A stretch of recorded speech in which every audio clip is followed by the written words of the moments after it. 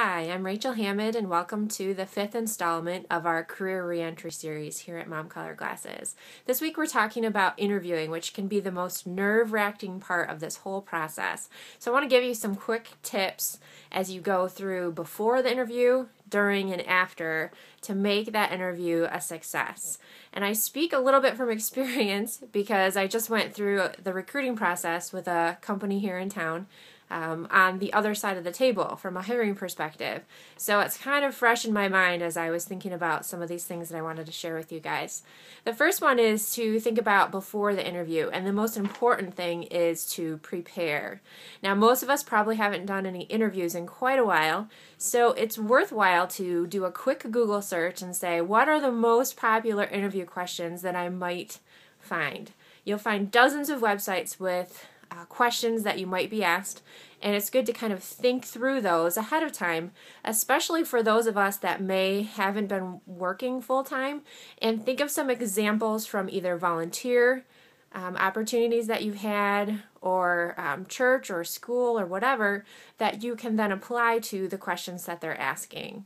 The other thing would be to prepare in regards to the company that you're interviewing for. It goes a long way when someone comes in saying, yes, I checked out your website, I know what you do, I know what your mission and your vision is, and then have intelligent questions about those things to show that you are really engaged in getting this position.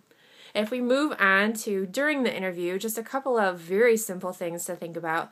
The first one is leave as much as you can in the car. I remember telling my business communication students this all the time. I said, it does you no good to be carrying a heavy coat, a heavy bag, or backpack in their case, into a lobby. Bring as little as you can.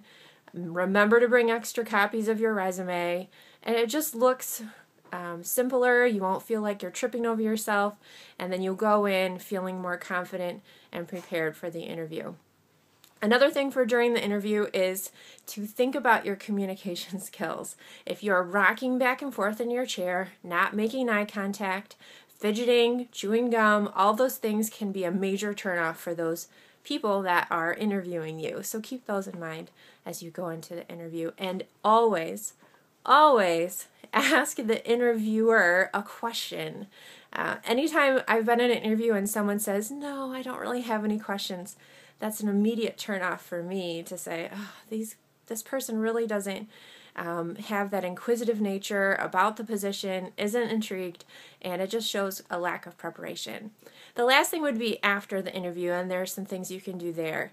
It is perfectly appropriate to send a follow-up email to the person that interviewed you saying, hey, thanks for talking to me about the position, and I look forward to hearing from you. And then to follow up with that person, maybe if you don't hear back from them, within the time frame that you've agreed upon. So I think that's really, really important, and it goes a long way. It does not have to be a handwritten note. An email is perfectly appropriate. And I think that it speaks a lot to your professionalism and to your commitment to that interview, that you're just not walking away and not thinking about it again. So there's a couple things for you to think about as you're thinking about getting hired and that just scary process of walking into a brand new building with people you don't know, but walking with your head held high and some confidence. And I know that you will be successful. Thanks, and see you next week.